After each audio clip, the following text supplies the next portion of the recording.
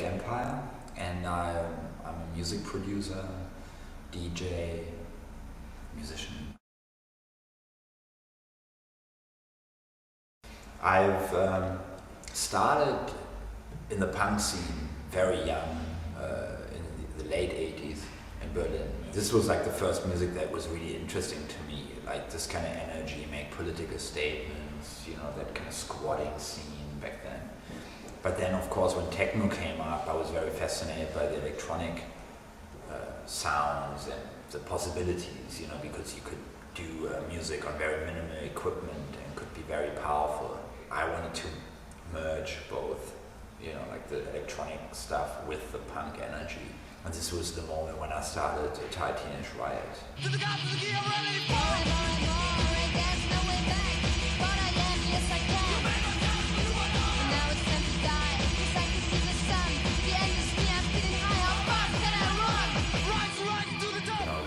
Crack, the MC, who had an African background and he was very into hip-hop and that kind of stuff. Then Hanina Lyers, who was totally into Riot Girl and you know, that kind of scene. And she had a very aggressive type of female voice. Then Nick Endo, who was also a girl in the band who was focusing totally on that kind of sound effect, noise kind of energy. I think all these elements combined created that big ball of energy in a way, you know, like a fireball. And that's how many people described it when we were on stage and stuff. So, yeah, I think that was the unique thing about the band. It's time to live and it's time to die. It's time to live, revolution. What are we gonna go for? What are we gonna go for? What are we gonna go for? Revolution. What are we gonna go for? We started our own record label, Digital Hardcore Recordings. That's like a bit over 10 years ago now. So there was no other label that would really put that kind of sound out. This was the idea behind DHR, you know, to really spread what we call the riot sounds. You know, bring music into bedrooms of kids, basically, which has these political messages.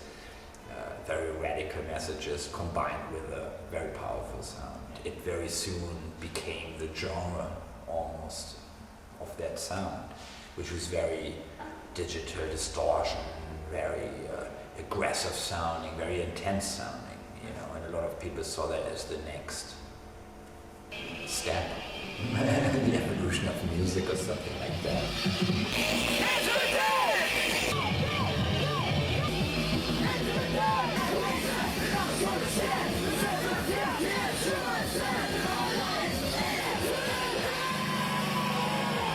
Thai Teenage Riot was really kind of ending almost in 2000, 2001. There was a point where we felt, okay,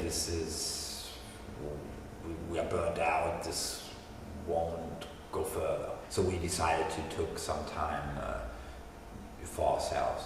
And then sadly the thing happened that Kai Crack, the MC, committed suicide in 2001. And of course this was a very dramatic event for the whole scene because he was such a key person. This was such a dramatic point, and that was exactly the point of time when I recorded Intelligence and Sacrifice. The way things came about was kind of almost strange because I would play the big festival at Fuji Rock in Japan with the new band. And then a month later, Kai Crack died, and then the September 11th happened the same month. And it was almost, there was like this sudden, like a real cut, you know, like, okay, everything changed now. The music industry changed, the society, the way people looked at politics, people got very scared to say what they think.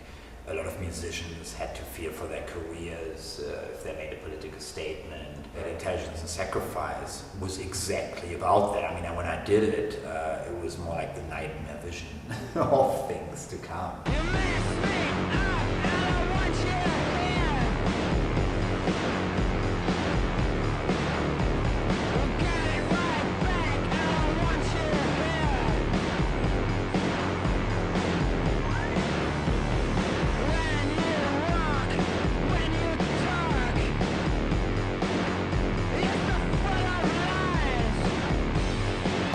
hard to describe what the Alec Empire sound is, because when people used to say, it's the loudest noise, terror, blah, blah, blah, I have like tons of reviews like this.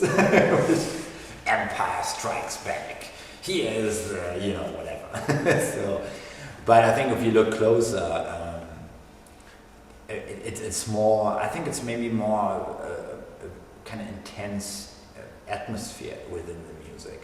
I think it's that physical energy that's really the red line that connects all the different things I've done in the past. Very often my music is confrontational because other music is not, or people are suddenly confronted with stuff they didn't, or with feelings mostly they didn't feel before. It's not that I'm sitting in the studio and go this is so confrontational, how could I do this?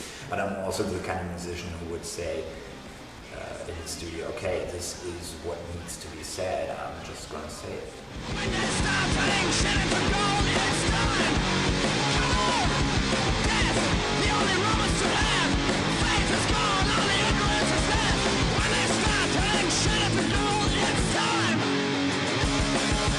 The new record is called The Golden Foretaste of Heaven, and it's completely different to anything I've done before. I mean, one very big change is that I don't use these kind of industrial metal sounds anymore. I'm using my voice in a different way. There's no screaming at all on the record. There's no political song, obviously politically song on the record.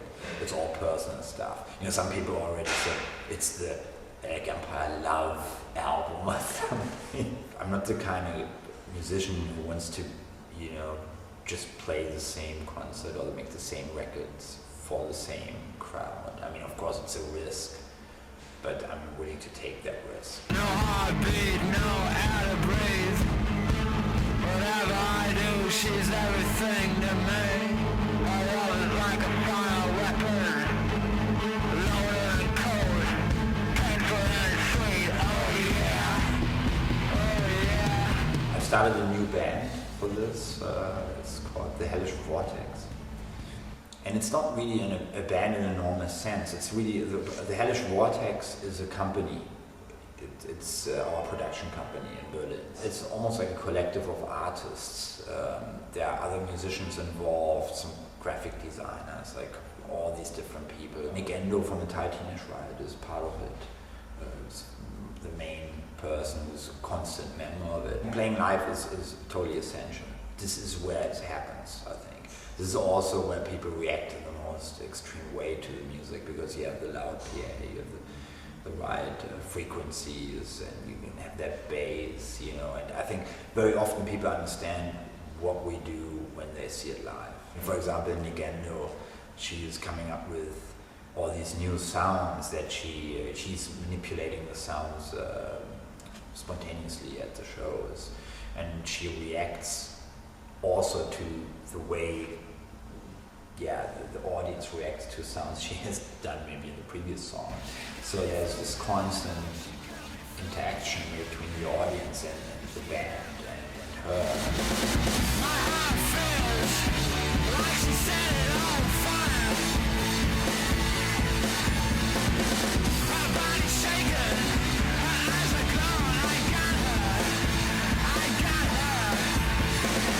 My heart burns.